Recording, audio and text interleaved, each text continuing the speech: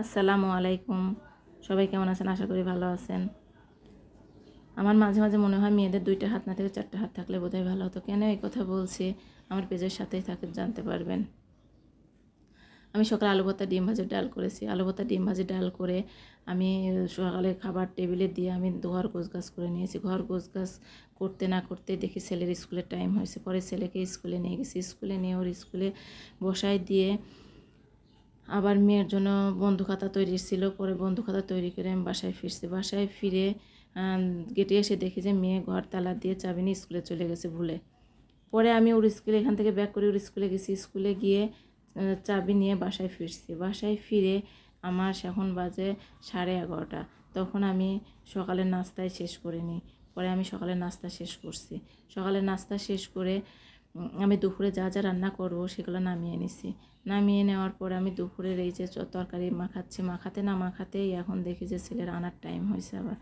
পরে ছেলের আবার এখান থেকে তাড়াহুড়া করে ছেলের ওখানে গেছি। ছেলের ওখানে গিয়ে ছেলেকে নিয়ে বাসায় ফিরছি। বাসায় যখন ফিরি তখন 1টা বাজে। 1টার সময় এসে আগে ছেলের ড্রেস খুলছি। ড্রেস খুলে আমি আবার রান্নাঘরে ঢুকছি। রান্নাঘরে ঢুকে রান্না শেষ করছি। রান্না শেষ করে আমার অন্যান্য যা কাজ ছিল সেগুলো শেষ করছে।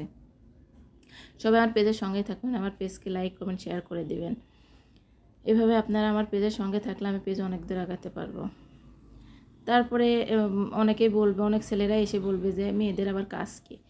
মেয়েদের কাজের শেষ নেই, ছেলেদেরও কাজের অবশ্য শেষ নেই। যার যার কাজ তার তার কাছে কঠিন। মেয়েদের কাজ মেয়েদের কাছে কঠিন, ছেলেদের কাজ ছেলেদের কাছে কঠিন। ছোটো না, কোনো কাজই বড় না। তারপরে কাজ শেষ করে আবার বিকেলবেলা মেয়েকে নিয়ে কোচিংয়ে গেছি। কোচিংয়ে ওর রেখে আমার ডাক্তার দেখানোর ছিল, ডাক্তার দেখাইছি। ডাক্তার দেখায় বাসায় ফিরতে আমার 10টা বাজে। 10টা বেজে বাসায় ফিরে আবার ওদের খাওয়া দাওয়া শেষ করছি। খাওয়া দাওয়া শেষ করে আমি পরে বিছানায় গেছি। এভাবে আমার সারাদিন কাটে। কার কার এভাবে কাটে আমার কমেন্টে জানাবেন। আসলে সব মেয়েদের আসলে এভাবে ব্যস্ততায় দিন কাটে। আসলে ব্যস্ততা না থাকলে আসলে সময় কাটতো না। আমার তরকারি কেমন হয়েছে জানাবেন। আমার তরকারি রান্না শেষ। তরকারি কালার কেমন হয়েছে, কী মাছ চচ্চড়ি জানাবেন।